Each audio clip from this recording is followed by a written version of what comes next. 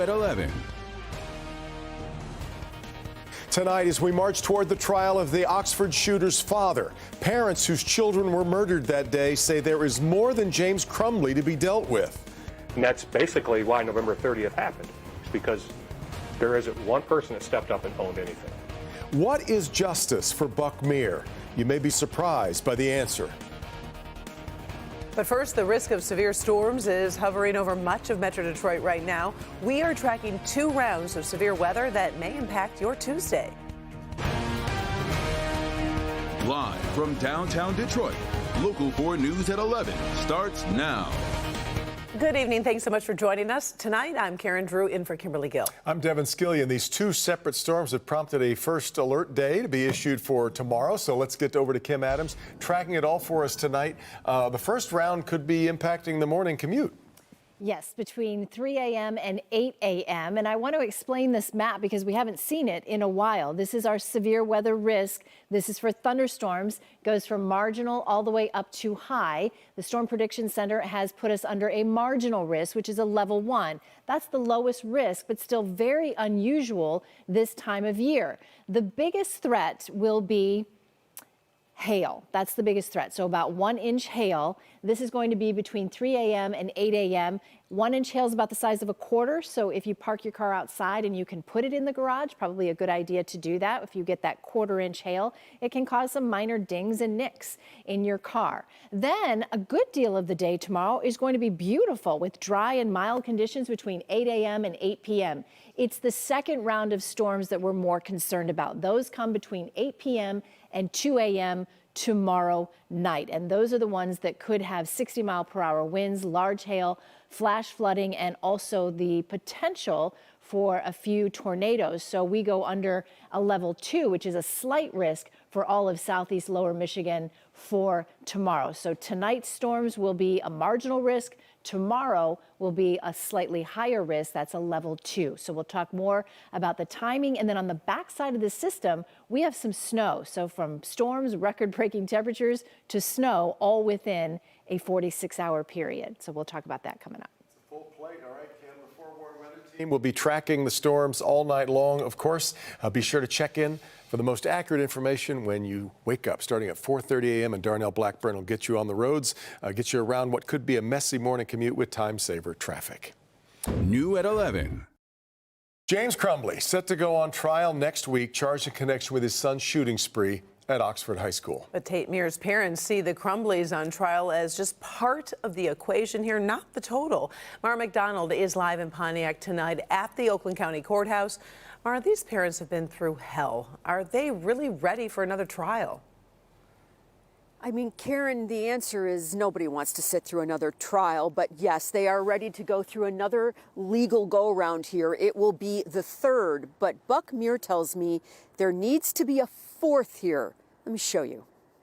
We're happy that there's some accountability there for sure, but it doesn't bring Tate home. Buck Meir told me he and his wife weren't all smiles after Jennifer Crumbley's conviction because for them, it's only a partial reckoning. Yeah, I'm ready for it. I mean, I'm ready to get legs 1, 2, and 3 done and get on to leg number 4. That 4th leg is the Oxford School District and an independent third-party investigation the district resisted doing. Well, the results of that, they're a doozy. This report that was paid for by the school district is binding on the school district, is so damning. You have to ask yourself, why are we still even in a lawsuit with these people? That report found everything that happened that day at Oxford High was preventable. The district failed to protect the children, and it was a failure from the top down. Compound that with what's gone down over the past nearly 2.5 years.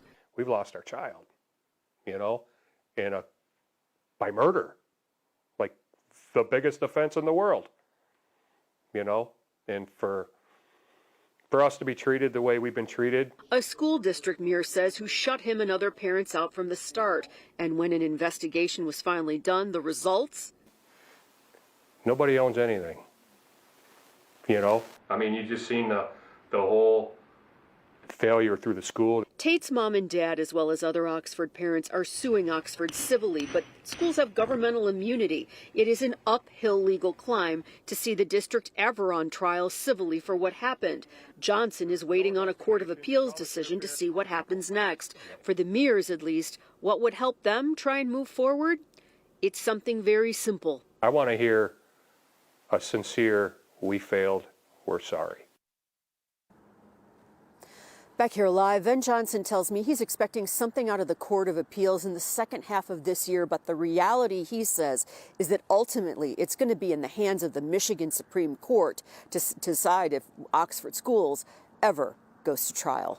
We are in Pontiac tonight, live at the courthouse. I'm Mara McDonald, Local 4. All right, appreciate it, Mara. Remember, we will stream the entire trial over on Local 4 Plus. That starts on March 5th.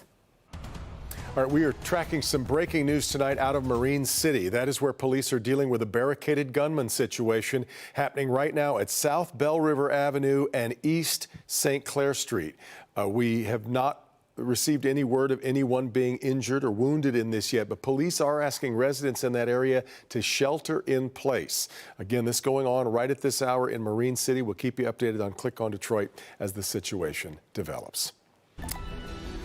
The polls open for Michigan's primary hours from now, but thousands have already been to the polls thanks to the state's new early voting system. Yeah, there has been quite a turnout. Secretary of State Jocelyn Benson says 78,000 people went to the polls early.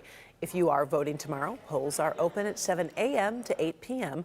Also, you can still bring your absentee ballot to your clerk's office or a secure drop box before the polls close. You can also still register to vote with proof of residency and then vote all in one trip. And if you need help finding your polling place, we've got an entire guide dedicated to just that. Some of them have changed because districts have changed, right? So head on over to clickondetroit.com, or you can use this QR code on your screen. Tomorrow at 10 o'clock in the evening, we're going to be joined by experts and a number of special guests to break down the results and the issues. We'll be looking into what drove voters this year in their vote. What's next in Decision 2024? Coverage will be streaming only on Local 4 Plus and on clickondetroit.com. The president of Calvin University has resigned after admitting to sending inappropriate messages to someone on campus. School's Board of Trustees announced today that President Wiebe Boer sent the messages to a non-student. Officials added the messages did not include allegations of sexual misconduct, but that they are concerning. The board says Vice President of Advancement Gregory Elzinga is going to serve now as the interim president at Calvin. Several community members and students announcing their displeasure tonight about how varsity letters are being handed out at Livonia Public Schools. Athletes, for example, on the figure skating team said they're being left out of the mix. They're not exactly sure why. Pamela Osborne was at tonight's school board meeting. Pam. And we showed up to this meeting because we heard about a petition that was going around town to get more support in making the figure skating club a sport. Now, making it a sport would mean that the athletes who participate are eligible to get a letter on their letter jacket, a varsity letter. But when we got inside, we realized that they aren't the only female athletes in the district who feel as though they're being treated unfairly. We practice after school from like 4 to 5 Sundays. That's Franklin Jr. Lily McKinley alongside fellow figure skater and Churchill sophomore Ainsley Walters. We go from competitions to ice shows to more competitions, like all these things. Both compete on the ice representing Livonia's figure skating club, but that's the issue. They're just a club, even though the president of Livonia Figure Skating says they've petitioned district athletic leaders to deem figure skating a sport.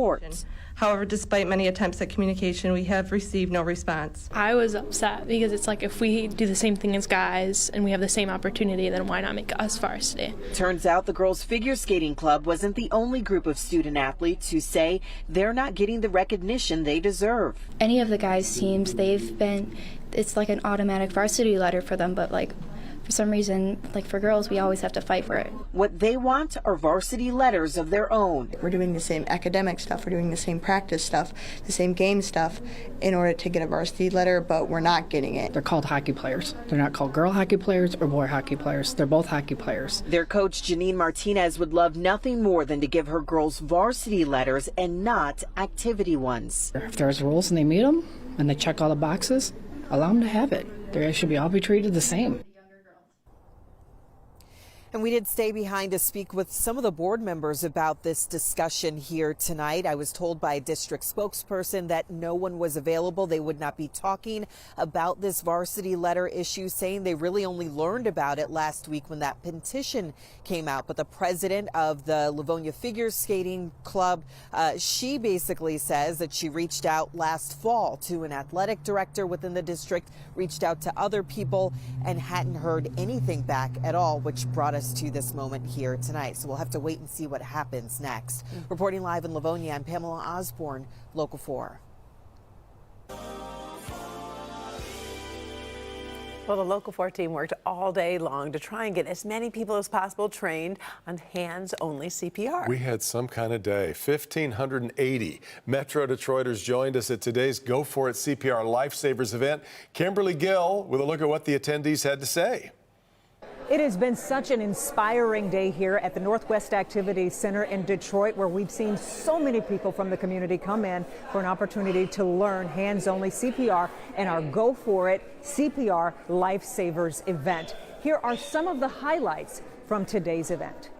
Today we are going to learn hands-only CPR. CPR is crucial. It's very, very important that we take this time to learn how to save lives. Who's ever done this on anybody before? Never, thank God. I think I need to know it, and our boys need to know it. If something does happen. Lock it in, lock it in. You're green, green, green, green.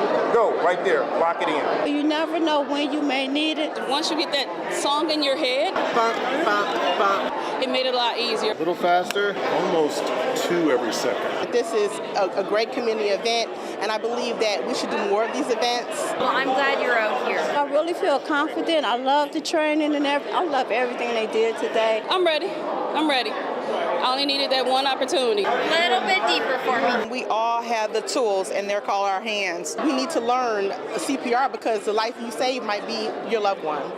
It's been great to see so many people come in here and leave with smiles and confidence, knowing that they have this life-saving technique in their toolbox. Hopefully you never have to use it, but it's great to know that you know how to do hands-only CPR. Reporting from the Northwest Activity Center in Detroit, Kimberly Gill, Local 4. All right, KG, if you weren't able to join us at today's Go For It CPR Lifesavers event, you can still learn hands-only CPR. Scan the QR code on the lower left side of your screen to check out our training guide.